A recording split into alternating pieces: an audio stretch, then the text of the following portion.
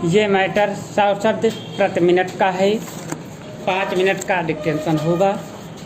Ready, 2 second, start. Bharat की सभ्यता एवं संस्कृति के विषय में यह बिना किसी विवाद के स्वीकार किया जाता है कि वह संयुक्त राष्ट्र अमेरिका और पश्चिमी यूरोप के देशों की सभ्यता से बहुत पुरानी है, परंतु साथ ही साथ इसमें कोई संदेह नहीं कि आर्थिक दृष्टि से भारत एक अल्प विकसित देश है।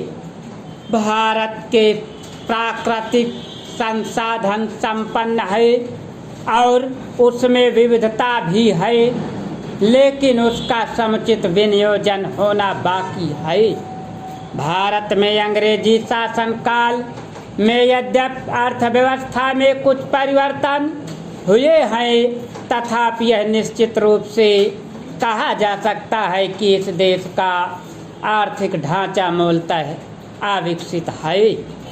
नगरों में आर्थिक जीवन कुछ बदला हुआ नजर आता है, परंतु उसका भारत की अर्थव्यवस्था पर व्यापक प्रभाव नहीं पड़ सका है। D.K. रांगेड़कर के अनुसार भारतीय अर्थव्यवस्था के स्वरूप का अनुमान कुछ बृहत उद्योगों अथवा बम्बई, कलकत्ता, मद्रास या दिल्ली के व्यापारिक जीवन से नहीं लगाया जा सकता।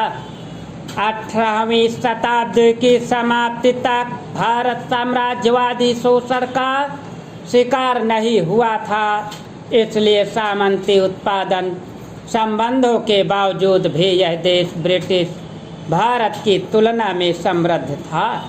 भारत की आर्थिक संस्थाएं, उत्पादन विधियां और तैयार वस्तुएं उस काल के किसी भी उन्नत देश की तुलना में नीचे स्तर की नहीं थी।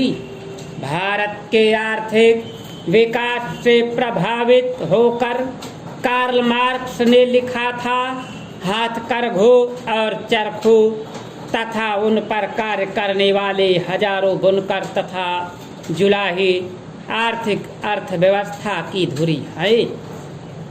यूरोप में अनंत काल से इन भारतीय श्रमिकों द्वारा उत्पादित श्रेष्ठ सूती वस्त्रों का आयात होता रहा है और वहाँ से बदले में मूल्यवान धातुएं आती रही हैं।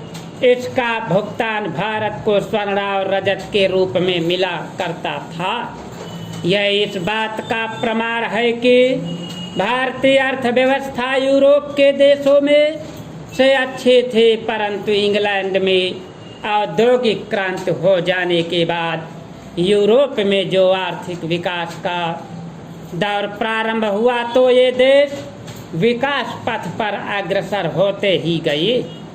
तभी इस काल में अंग्रेजों को भारत में अपना प्रभुत्व स्थापित करने में सफलता मिल गई। अंग्रेज शासकों ने भारतीय अर्थव्यवस्था के विकास में न केवल बाधाएं डाली, वरन यहाँ के ढांचे को नष्ट कर इंग्लैंड की पूरक अर्थव्यवस्था को जन्म दिया। पिछले दिनों यह बात सामने आई कि समृद्ध यूरेनियम बनाने संबंधी अनुसंधान को इसलिए उत्साहित नहीं किया गया क्योंकि भविष्य में हमारा नाभिकीय विद्युत कार्यक्रम प्राकृतिक यूरेनियम का ही उपयोग करेगा।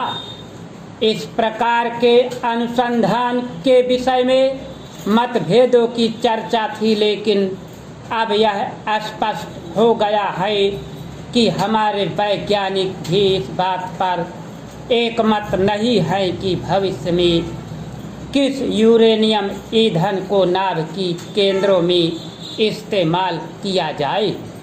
यूरेनियम क्या है, इस संदर्भ में सर्वप्रथम हम यह देखें कि प्राकृतिक यूरेनियम एवं समृद्ध यूरेनियम क्या है।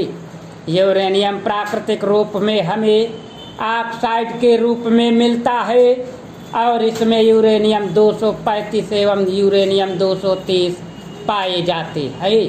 प्राकृतिक रूप में पाए जाने वाले यूरेनियम 235 लगभग 0.7% तथा शेष यूरेनियम 238 होता है। स्टॉप।